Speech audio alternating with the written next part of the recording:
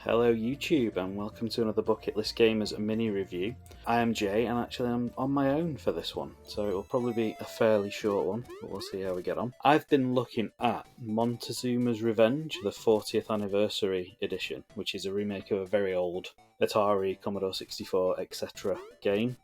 It's been developed by Mission Critical Studios and published by Astasia Soft Limited, and they've provided us with a deluxe edition key for us to try, which we are very grateful, because it is a game that I used to have for Commodore 64 when I was very, very young. The original came out in 1984, so it predates me by a couple of years, but I do very vividly remember having it.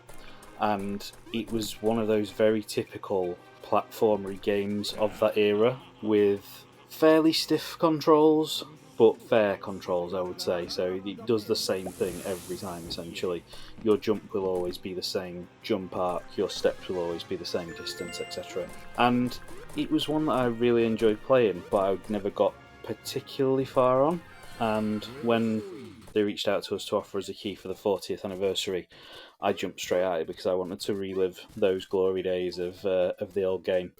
Now, the new game, if you buy the deluxe edition, comes with a director's cut of the original game, which really took me back. As soon as I started playing that, you'll probably be seeing clips of the two interspersed together as I'm talking.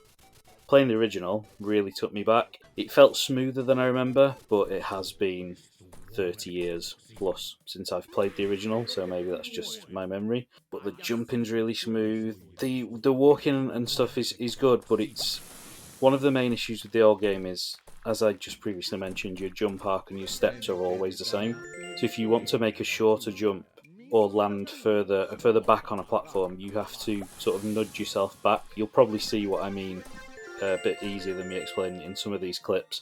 There's a section where some sort of lasers are coming on and off, and if you do a normal jump, you'll either fly off the edge of a platform or you'll jump into the next set of lasers, so you sort of have to move yourself a bit back to the right to then jump further to the left. That's been addressed in the new version, because now you have a button that lets you walk, so you can take tiny little steps to position yourself a little bit better. So what is different in the new version? Obviously the graphics have been massively upgraded. I wouldn't say in 2025 they were cutting edge by any stretch of the imagination, but it looks nice enough. It's faithful to the original, but it's been updated. The big issue I did have with the graphics, though, is that some of the assets that are in the background look like they're in the foreground. Fire, in particular, is a big thing that can kill you in the original. And there's places in the remake where it can kill you as well.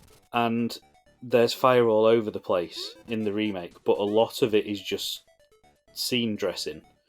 So you go to jump over it, and for quite a while I was jumping over all these instances of fire, when actually you don't need to. They're not ones that will damage you. There are other ones that will, but these ones are just meant to be torches in the background. And I think because the backgrounds are so busy in the new one, there's certain bits where it's difficult to see whether there's an enemy there or whether there's a platform you can land on, which obviously the original didn't have that issue because it is quite basic in how it looks. The other issue I've got with the new version is the controls. So as I've mentioned, the little walk thing is a real bonus, because it allows you to line jumps up and such. But the issue I've had with the new one is the jump. So the jump on the original takes some getting used to, but once you've mastered it, it is really, really smooth, like especially for a game of that era. You can jump from platform to platform, you can jump off and on ropes and ladders and stuff, then it works really nice. There's bits, again, you'll be seeing it in the gameplay that's playing, where you go up or down poles and things like that, and if you jump near them, it sort of snaps you onto them, and it feels really good to jump into something like that and then have the animation play out of you using the rope or the pole or whatever. On the new one, I don't get that as much, but the jump I just cannot get used to. It doesn't feel like it goes far enough to use it for most things. So jumping over a lot of the enemies, unless they're static, is really difficult. So there's like rolling skulls. Jumping over them, I think I cleared like 2 of them the whole time I was playing. There's bits where you have to jump across pits where I literally just couldn't get enough distance. And I ended up dying quite a lot, which you might be seeing if I've left it in. But then I got to a point on the new one where I just couldn't progress, because there's a bit... It's in the old one and the new one, so some of the areas are the same and some have been redone and changed completely, but this is one that's in the original and in the new one. And in the original, there's little buttons that you can jump on to turn off these moving platforms, a bit like the conveyor belts in Mario, that kind of thing. In the new one, those buttons don't exist, so the conveyors just keep moving, but they're not quite as rapid as they were in the old one. But there's a bit where there's loads of conveyor belts in this room and you have to jump your way up them. And I can't get from the first one to the second one. And I don't know if that's just me, or whether the jump's not been programmed properly, or whether it's my... I did try it with a controller and keyboard, and it didn't make any difference. And I just got stuck in that room, and I can't get past it, because I cannot physically jump from one conveyor belt to the other. I don't know if there's a trick, whether you need to hold another button. I tried quite a few combinations. I tried running backwards and jumping forward to get my momentum. Just couldn't do it, so I got stuck there, unfortunately, on the new version, which is a shame because I was enjoying it, and I know you can get past that bit because I've seen people do it on gameplay videos.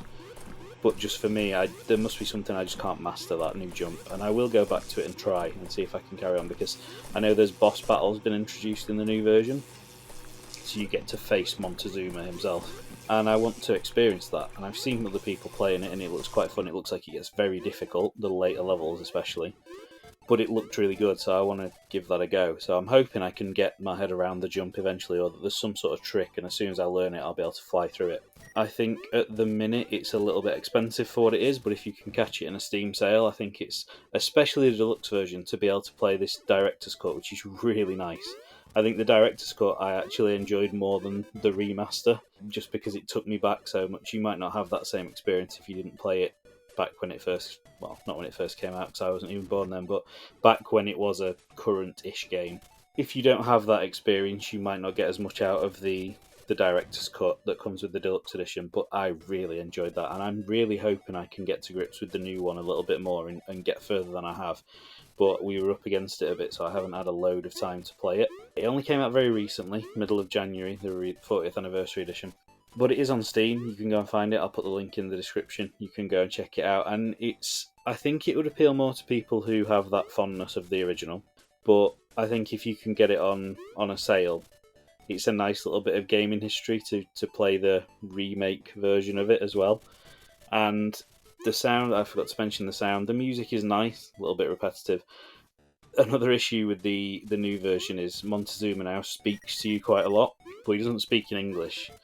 You just get subtitles at the bottom of the screen, but he never shuts up. Like, he's constantly throwing pelters at you while you're playing it. And it's not distracting, but after a while it gets a little bit annoying, but there is the option to turn it off in the setting. To go back to the Director's Cut of the original, there's some really nice screen settings in there as well, so you can put on the sort of CRT fuzz, you can put the lines, the blur, you can even put the corner rounding on the screen to make it look like you're on an old school balloon CRT. I think for me that is the bit that's worth the money in this. You can play the new one, you probably enjoy it, but for me it is, you need to get the deluxe version so you get that Director's Cut, because that is brilliant, and that probably makes it worth the money, but I would recommend waiting for it on sale. But yeah, thank you again, Mission Critical Studios and Astasias Off Limited, for sending us a key for this. I really did honestly enjoy it, and I will be playing it more to try and get to grips with this jump, and I'll probably do an update on the podcast at some point as to whether I actually did master that. But I know for a fact I'll be going back and playing the Director's Cut of the original so much more, because it just took me straight back to those good old days when I was about 5 or 6, playing on the Commodore 64, just trying to get a couple more screens on before I died again. Another thing I probably should have mentioned earlier, both versions are really forgiving, so there's like an extend button, so if you die and run out of lives, you can hit extend, you lose your score, but you get to just carry on from where you are, so you don't have that thing that we used to have back in the day of, I've run out of lives, I've got to start and do the whole thing again, which is nice. I think that's a good thing. You can do, you can quit, play it old school, end it when you run out of lives and start again and see how much further you can get. But for people like me who aren't particularly good at these games, you can just keep going and just keep extending your life. So another nice little feature that they've put in there. But yeah, Montezuma's Revenge 40th Anniversary. Go and check it out and see what you think. Thank you for listening. Bye.